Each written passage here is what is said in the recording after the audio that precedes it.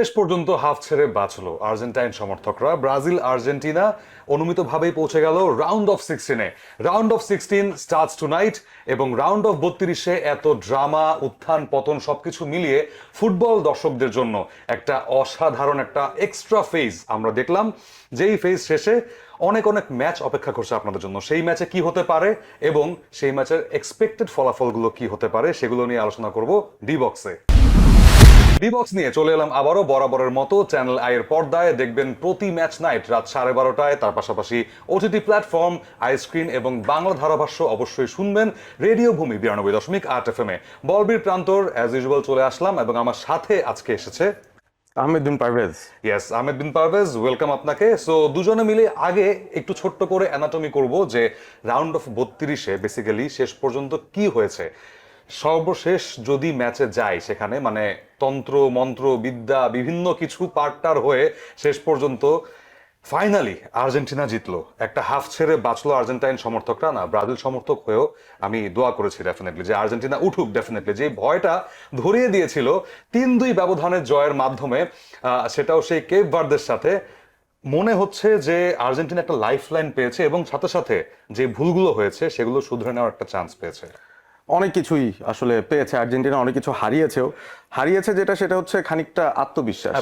কারণ Cape Verde যে ধরনের পারফরমেন্স দিয়েছে আমার মনে হয় সেটাকে রেসপেক্ট দিয়ে আমি সামনে যেহেতু কেপ ভার্দের জার্সি পাইনি, আমি কিন্তু বাংলাদেশের জার্সি পরেছি। কারণ এরকম একটা দেশ যারা প্রথমবারের মতো বিশ্বকাপ ফুটবল খেলতে এসেছে, আমরা কিন্তু জানতামও না কেপ ভার্দে পুরো বিশ্বের মানচিত্রে কোথায় আছে। আপনি বাংলাদেশকে টানলেন, একটু ছোট্ট করে ইন্টারাপ্ট করছি। 25 বছর আগে এই কেপ ভার্দে কিন্তু আমাদের চেয়ে র্যাঙ্কিং এ পেছনে ছিল, বাংলাদেশ ছিল আগে। সেই কেপ ভার্দে আজকে আর্জেন্টিনার চোখে চোখ রেখে লড়াই করছে। So why losing the hope? Definitely বাংলাদেশও একদিন খেলবে।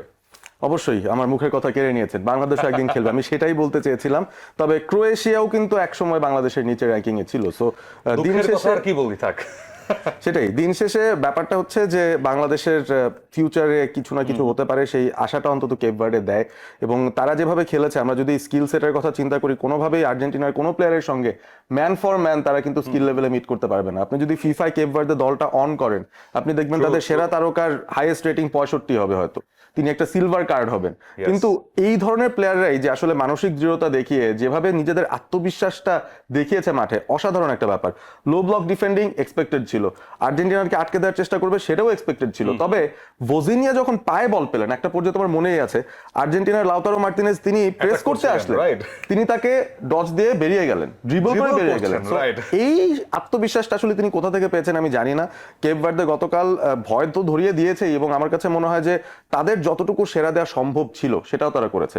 এবং আমরা ভাবছিলাম যে কেপ ভার্দে গোল দিতে পারে না, তারা তো এই ওয়ার্ল্ড কাপেরই বোধহয় বেস্ট গোলটাও দিয়েছে।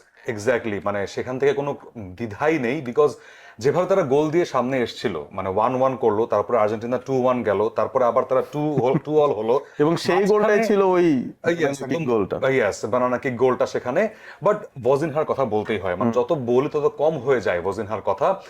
সেখানে তিনি যে সেভ গুলো করেছেন, আমরা মেসি যতবার সেখানে স্পট কিক নিয়েছেন সেখানে একটা সেট পিস থেকে, ততদিনই কিন্তু ভেবেছিলাম যে এবারে মেসি গোলটা করবেন, কিন্তু না, ভজিনহা যেভাবে পাঞ্চ আউট করেছেন, সেখানে বল ধরেছেন। সো এগুলোই কিন্তু আর্জেন্টিনার আত্মবিশ্বাসটা নাড়িয়ে দিয়েছে।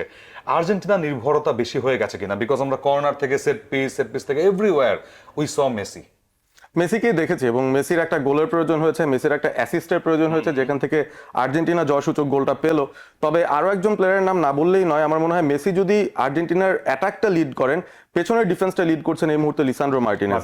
এবং বল পায়ে তিনি অসাধারণ একজন প্লেয়ার এবং সেটার প্রমাণ তিনি রাখলেন। তারই অ্যাসিস্ট থেকে মেসি প্রথম গোলটা পেয়েছেন, দ্বিতীয় গোলটা তিনি আবার নিজেই করলেন।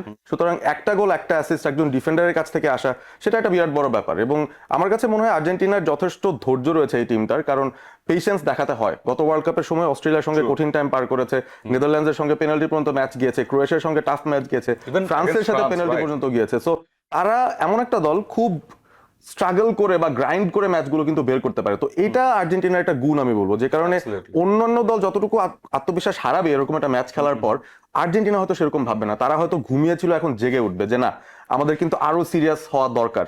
Absolutely, so wake up call for Argentina. এবং তাদের যে প্রতিপক্ষ হবে রাউন্ড অফ 16, তাদের কথাও বলতে হয়। ইজিপ্ট ভার্সেস অস্ট্রেলিয়া, একটা টান উত্তেজনা ম্যাচ আমরা দেখেছি। বাট আই গেসড ইট যে আই থিঙ্ক মিশর অতদূর পর্যন্ত না টানলেও হতো। চারিদিকে আমরা যেমন বলছিলাম যে আর্জেন্টিনার অতিরিক্ত মেসি নির্ভরতা, ইজিপ্টেরও কিন্তু মো সালা নির্ভরতা। সব জায়গায় তাকে দেখেছি, স্পট কিক নিয়েছেন, তিনি দৌড়ে যাচ্ছেন, বক্সের ভেতরে গোল দেওয়ার চেষ্টা করছেন, বাট ফাইনালি সেই ম্যাচটাও টাই ব্রেকারে গিয়েছে। হ্যাঁ, টাই ব্রেকারে গেল এবং ইজিপ্ট আগে গোল দিয়ে এগিয়ে গিয়েছিল, অস্ট্রেলিয়া সেটাতে 1-1 গোলে সমতায় এসেছিল। তবে টাই ব্রেকারটা সেখানেও আসলে কোয়ালিটির অভাব দেখেছি দুই দলের কাছ থেকে। সো হুএভার ওয়েন্ট থ্রু সেটা নিয়ে আসলে প্রতিপক্ষের খুব একটা মনে হয় বেশি টেনশন না করলেও হবে, এবং আর্জেন্টিনা তারাই পেয়েছে ইজিপ্টকে রাউন্ড অফ 16-এ। এক্স্যাক্টলি, রাউন্ড অফ 32 শেষ, রাউন্ড অফ 16 স্টার্টস টুনাইট, এবং যেহেতু নতুন একটা অধ্যায় শুরু হচ্ছে নকআউট স্টেজের, আমরাও নতুন একজন মানুষকে ডেকে নিতে চাচ্ছি আমাদের মাঝখানে এই রাউন্ড অফ 16 নিয়ে আপনাদের সাথে পরবর্তী কিছু আলোচনার জন্য। স্বাগতম জানাচ্ছি আমাদের সাথে শামসুল ইসলাম আপনাকে।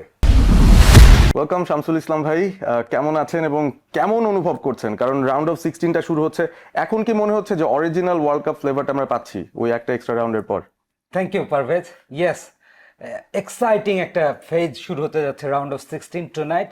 তবে রাউন্ড অফ 32 যা যা আমাদের দেখিয়ে গেল আর যা যা আমরা দেখলাম, সেটা যদি খুব সংক্ষেপে রিক্যাপ করি, দেখবেন যে 3টা ম্যাচ একেবারে টাই ব্রেকারে গিয়ে ফিনিশিং হয়েছে।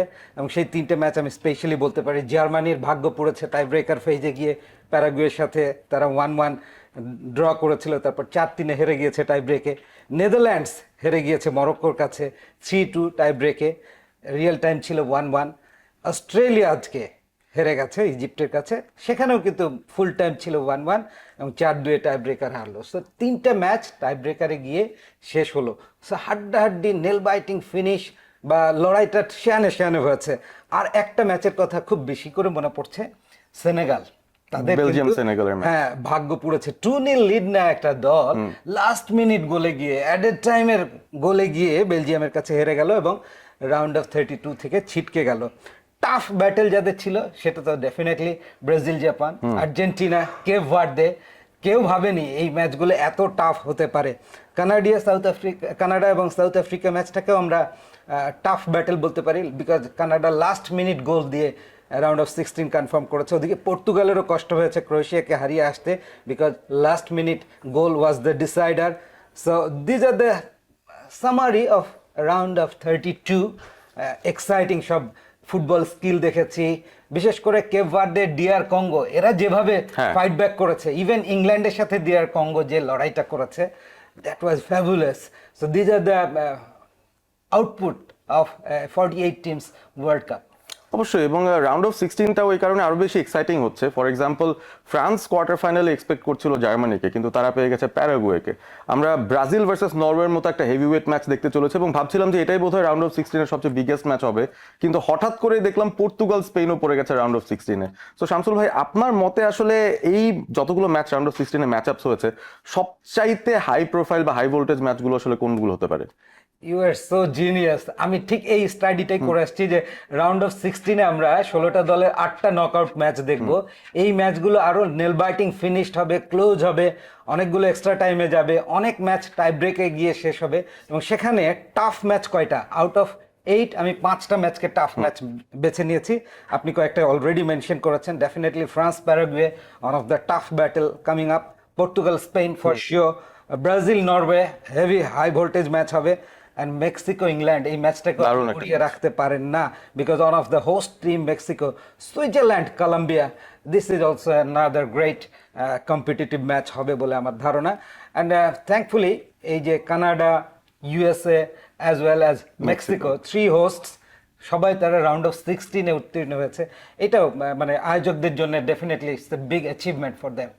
এখন আর্জেন্টিনা তারা যে ইজিপ্টকে ফেস করছে, এই ব্যাপারে আপনার মতামতটা আসলে আমার জানতেই হবে একটু ছোট করে, কারণ আর্জেন্টিনাকে বলছে সবাই নাকি অনেক ইজি পাথ তারা পাচ্ছে।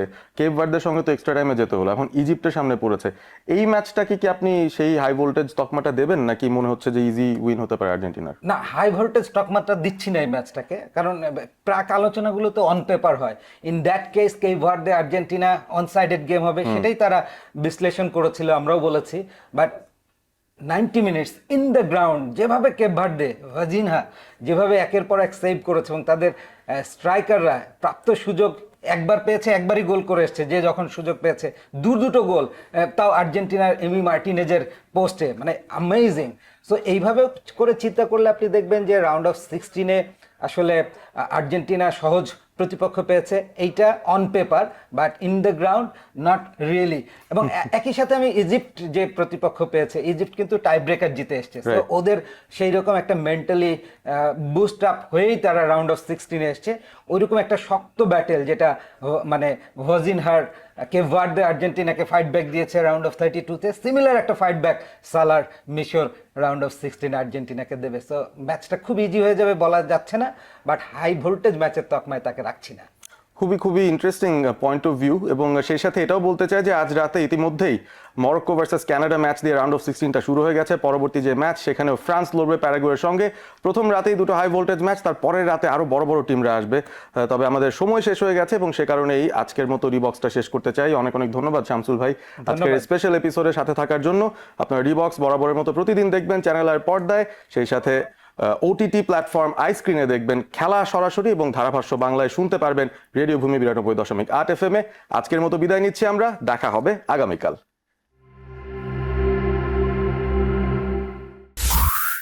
রেডিও ভূমি 92.8 FM।